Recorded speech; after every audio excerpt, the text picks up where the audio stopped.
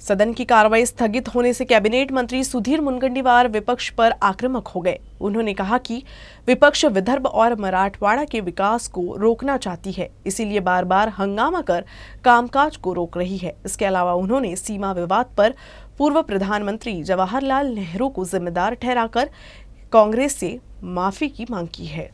मंत्री सुधीर मुनगंटीवार हमारे साथ मौजूद है। जिस तरह से आज सदन की कार्रवाई रही है और विपक्ष जो है लगातार भाजपा या सरकार पर हमलावर रहा है, आज जिस तरह से वाशिम का जो भूमि के घोटाला का जो मुद्दा रहा है, उसमें सर क्या कहना है सर आपका? देखो, विपक्ष के पास कोई मुद्दे नहीं रहे। उनकी सत्ता जाने के बाद, कुर्सी जाने के बाद, वो जनता के प्रश्नों से ज़्यादा कुर्सी प्राप्त करने के लिए नए नए हथकंडे कर रहे हैं।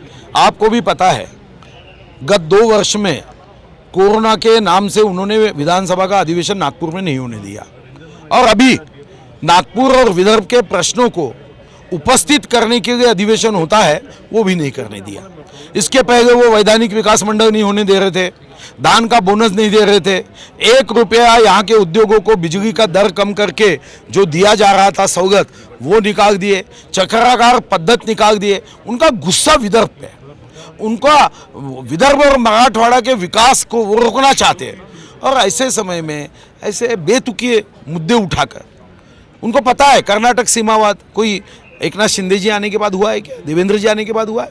ये तो पंडित नेहरू जी की गलती थी, तब उनको समझाया गया था कि आप ऐसा मत करिए। उन्होंने मराठी भाषिक लोगों पे अत्याचार किया, अन्याय किया, पंडित नेहरू जी ने किया भाई। उन्होंने राज्य प्रांत रचना आयोग में क्यों दिया?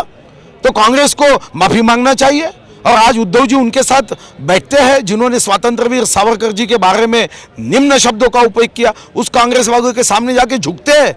ये छत्रपति शिवाजी महाराज ने हमको सिखाया, यही विचार है छत्रपति शिवाजी महाराज का। ये छत्रपति शिवाजी महाराज का आप जयघोष करते हो, और जाके छत्रपति शिवाजी महाराज के बारे में डिस्कवरी ऑफ इंडिया में पंडित नेहरू जी ने बड़े निम्न शब्दों का इस्तेमाल किया था। आज जाके उनके चरणों में आप लोटांगन डालते हो।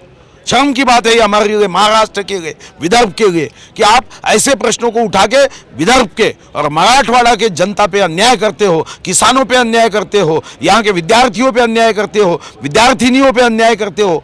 आप 2 वर्ष अन्याय किए और विरोधी पार्टी में बैठने के बाद भी अन्याय आप कर रहे हो। मैं विदर्भ की जनता को, मराठवाड़ा की जनता को आह्वान करता हूं कि आने वाले दिनों में सत्ता तो छोड़ो, विरोध में भी बैठने के लायक इनको मत छोड़ो। सर, विपक्ष का ये भी आरोप है कि आप लोग मुद्दे दबा रहे हैं, उनको बोलने नहीं दे रहे सदन के अंदर।